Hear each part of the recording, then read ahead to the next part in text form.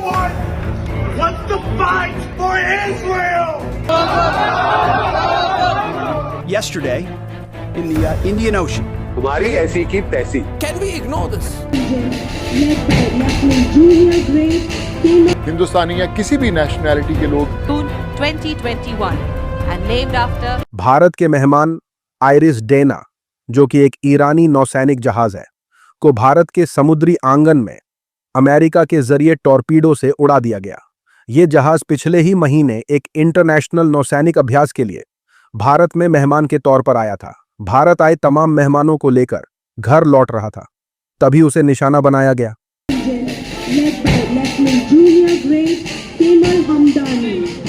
बचाव अभियान की अगुवाई कर रहे श्रीलंका का दावा है कि इसमें कम से कम 80 नाविक मारे गए हैं, जबकि लगभग 100 दूसरे लोग गंभीर रूप से घायल हैं या अभी भी लापता हैं। 16 इंडियंस की मौत की भी खबर सामने आई है।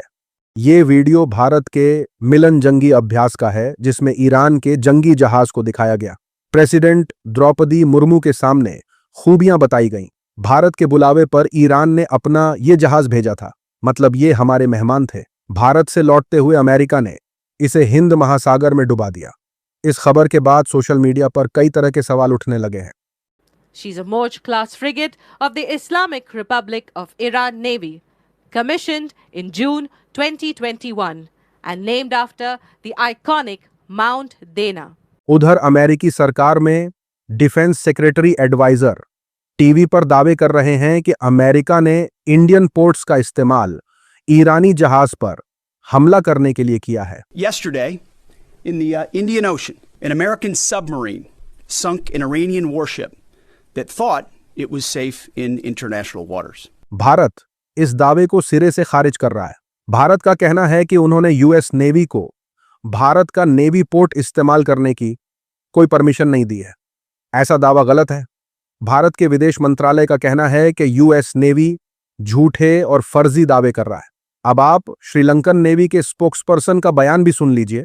उनका कहना है कि ईरान का जंगी जहाज जिस इलाके में डूबा, वो इलाका श्रीलंका का नहीं है। उनको डिस्ट्रेस कॉल मिली और इंटरनेशनल जिम्मेदारियों को निभाते हुए उन्होंने रिस्पॉन्ड किया और लोगों को बचाने पहुंचे।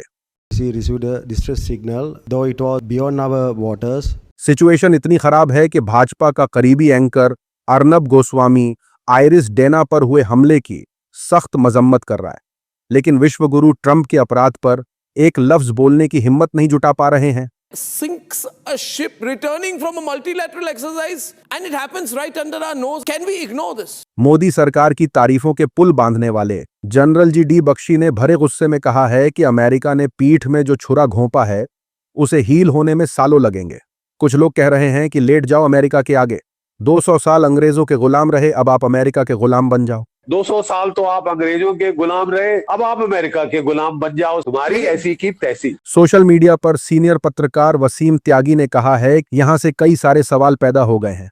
क्या ये हमला महज ईरानी जहाज पर है? क्या ये भारत की साख पर हमला नहीं है? हिंद महासागर में अमेरिका ने यह हमला किसकी मर्जी से किया है? क्या ये भारत की पहचान को ललकारा नहीं गया है? साथ ही साथ लोगों ने कहा, अमेरिका ने एक ऐसे जहाज पर कायराना हमला किया जो किसी भी जंग अभियान में शामिल नहीं था और ईरान से हजारों किलोमीटर दूर था। ऐसा ही हमला स्कूल पर किया गया था जिसमें 168 बच्चे मारे गए। उसी के साथ खबर निकलकर आई है सूडान से। ईरान के बड़े अखबार तेहरान टाइम्स के हवाले से खबर है कि सूडान के आर्मी जनरल ने ऐलान किया है कि अगर इजराइल और अमेरिका अपनी सेनाओं को ईरान से लड़ने के लिए भेजते हैं तो अल्लाह की कसम, हम अपने भाइयों का साथ देने के लिए ईरान में सबसे पहले पहुंचेंगे। हम अपने भाइयों को अकेला नहीं छोड़ेंगे, अपनी फोर्स लगाकर पूरी ताकत के साथ जवाब देंगे।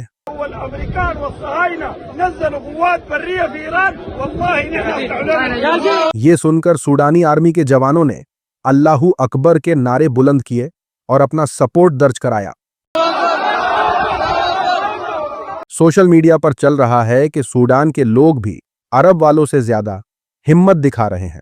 साथ ही साथ लोगों ने कहा, इसकी जरूरत नहीं पड़ेगी क्योंकि हम पहले भी अफगानिस्तान और इराक में अमेरिकी सेना को वापस भागते हुए देख चुके हैं। ईरान भी वैसा ही पलटवार करेगा। साथ ही साथ खबर निकलकर आ रही है अमेरिका से। अमेरिकन नेवी का पूर्व अधिकारी सार्जेंट ब्रायन ने संसद की मीटिंग हॉल में खड़े होकर वही कहा जो लाखों अमेरिकी सोच रहे हैं। हम इजराइल के लिए ईरान के साथ जंग नहीं लड़ना चाहते। हमें जबरदस्ती उस जंग में मत धकेलो जो हमारी है ही नहीं। America does not want to fight this war for Israel. No one wants to fight for Israel. Social media पर चल रहा है कि समंदर वाली फौज का एक सिपाही जंग के खिलाफ प्रोटेस्ट करने पर गिरफ्तार कर लिया गया। अमेरिका में अब हालात कितने अजीब हो गए हैं ये समझ लो। जो लोग खुद फौज में रहकर मुल्क की खिदमत कर चुके हैं वही अब जंग के खिलाफ आवाज उठा रहे हैं। साथ ही साथ लोगों ने कहा इंडिया में ऐसा प्रोटेस्ट कोई अधिकारी करता तो एंटी नेशनल बोलकर पूरा गोदी मीडिया प्रोपोगेंडा करता। अगली अपडेट गाजियाबाद से सामने आई है। गाजियाबाद पुलिस ने छेड़छाड़ के आरोप में हिंदू रक्षा दल के दक्ष चौधरी और अक्कू पंडित को गिरफ्तार करके जेल भेजा है। आरोप है कि ये लोग होली जैसे खुशी के फेस्टिवल में भी दंगा फैलाने की कोशिश कर रहे थे। तभी मौके पर लोगों ने पुलिस को बुलाया और इन्हें जेल भिजवा दिया।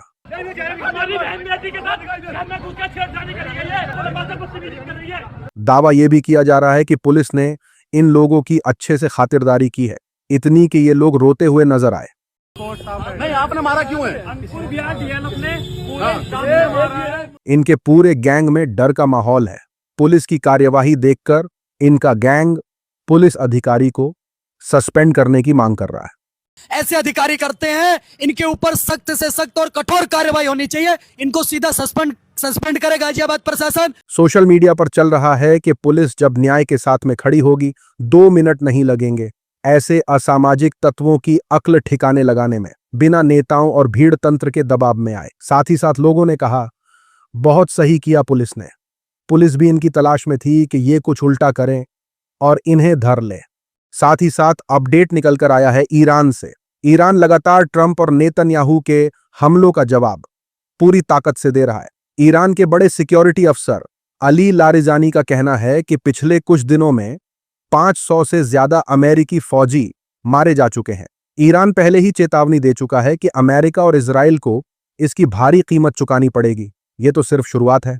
अपडेट यह भी आ रहा है कि अमेरिकी सेना का खास दस्ता ईरान की किसी न्यूक्लियर फैसिलिटी में उतरा था, लेकिन उसके सारे सैनिक या तो गिरफ्तार हो गए या मारे गए। सोशल मीडिया पर चल रहा है कि यह बहुत बड़ी खबर है। अब तक ईरान अमेरिका को उसके हर एक हमले में मात देने में कामयाब दिख रहा है। साथ ही साथ लोगों ने कहा अमेरिका ने अपनी पहचान को खो दिया है। दुनिया की नजर में अमेरिका पहले ही हार चुका है। उम्मीद करते हैं कि इंडिया के लिए कोई मुश्किल ना हो। साथ ही साथ गोदी मीडिया की खबरों का विदेशी मीडिया ने मजाक बनाया है।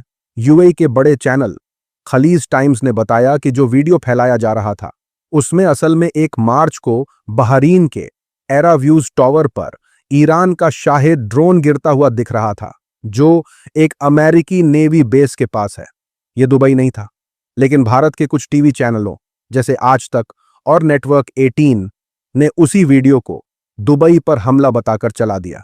बाद में फैक्ट चेक करने वालों ने इसे गलत बताया और सोशल मीडिया पर इन चैनलों की सनसनी फैलाने के लिए काफी आलोचना हुई।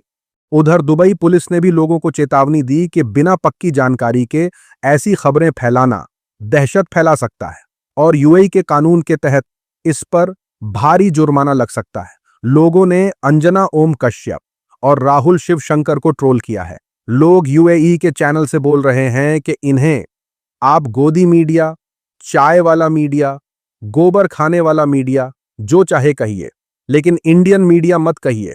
सोशल मीडिया पर दुबई की राजकुमारी हिंद अल कासिमी का कहना है कि ब्रिटेन की डिफेंस मिनिस्ट्री का कहना है कि जो शाहिद ड्रोन साइप्रस में ब्रिटिश फौजी बेस को निशाना बनाने आया था वो ईरान से लॉन्च नहीं किया गया था। पहले ब्रिटेन का फौजी बेस, फिर सऊदी अरब की तेल रिफाइनरी और अब तुर्की। इन सब हमलों में इजराइल का हाथ बताया जा रहा है। कहा जा रहा है कि इजराइल कोशिश कर रहा है कि ये मुल्क भी ईरान के खिलाफ जंग में खींच लिए जाए। साथ ही साथ लोगों ने कहा गोदी मीडिया वाले भारत को नुकसान उनकी सोच से भी ज्यादा पहुंचा रहे हैं। उसी के साथ देखिए किस तरीके से गोदी मीडिया को लाइव टीवी पर फैक्ट चेक कर दिया गया। Anchor Anjana Om Kashyap live TV पर एक खबर को ब्रेकिंग न्यूज बताकर दावा करने लगी कि ईरान में अमेरिका की एम्बेसी थी। वहां 66 अमरीकी लोग काम कर रहे थे। ईरान के कुछ लोगों ने एम्बेसी पर हमला करके उन सबको पकड़ लिया और बंधक बनाकर रख लिया। 66 अमेरिकियों को बंधक बना लिया है तेहरान में। इस बीच आज तक पैनलिस्ट ने उन्हें टोका और कहा कि नहीं, आपकी बात गलत है। कैरोलाइन लेविट 1979 की पुरानी घटना की बात कर रही थी। 1979 के बाद से अमेरिका की ईरान में एम्बेसी ही नहीं है, इसलिए ये अभी की घटना नहीं है बल्कि बहुत पुरानी है। 1979 के बाद से तेहरान के अंदर अमेरिका का दूतावास ही नहीं है। सोशल मीडिया पर चल रहा है, समझ नहीं आ रहा कि इन्होंने 10वीं क्लास में हिस्ट्री को कैसे पास किया होगा। साथ ही साथ लोगों ने कहा, इसको लगा कि सामने बैठा शख्स भी शायद चौथी फेल है। अगली अपडेट एक्टर सोनू सूद के हवाले से है। ईरान, इजराइल और अमेरिका की जंग के बीच दुबई में बहुत से लोग फंस गए हैं, उनको निकालने की कोशिशें भी हो रही है। इस बीच बॉलीवुड एक्टर सोनू सूद ने दुबई में फंसे तमाम लोगों के लिए मदद का हाथ आगे बढ़ाया है। सोनू ने एक वीडियो के जरिए कहा कि जो ट्रेवल करने वाले लोग दुबई में फंसे हैं, अगर आपके पास या आपके जानने वाले किसी शख्स के पास रहने की जगह नहीं है तो हम मुफ्त में सेफ रहने की जगह दे रहे हैं। न कोई नेशनलिटी की पाबंदी, न कोई शर्त, बस इंसानियत के नाते। अगर आपको मदद चाहिए तो हमें मैसेज कीजिए। मेहरबानी करके इसे शेयर करें ताकि ये बात किसी जरूरतमंद तक पहुंच सके। हिंदुस्तानी या किसी भी नेशनैलिटी के लोग फंसे हुए हैं दुबई के अंदर, आप प्लीज़ मुझे डीएम कीजिए ऑन इंस्टाग्राम या फिर @दुगास्ता प्रॉपर्टीज़ पे डीएम कीजिए। We will make sure that you get a free of cost stay till you reach your country. Social media पर चल रहा है कि न कोई नेशनलिटी की पाबंदी, न कोई शर्त, बस इंसानियत। शुक्रिया सोनू, आपने दुनिया को दिखाया कि असली हमदर्दी और रहमदिली अमल में कैसी दिखती है। साथ ही साथ लोगों ने कहा, मुसीबत के वक्त में बातें नहीं बल्कि काम ज्यादा बोलता है। जरूरतमंद लोगों की मदद के लिए फिर से आगे आने पर सोनू सूद को सलाम। इंसानियत हमेशा पहले आनी चाहिए। आज की वीडियो में इतना ही। अपनी राय, सुझाव कमेंट में जरूर बताएं। मिलूंगा आप सभी से अगले वीडियो में। तब तक के लिए अपना ख्याल रखें।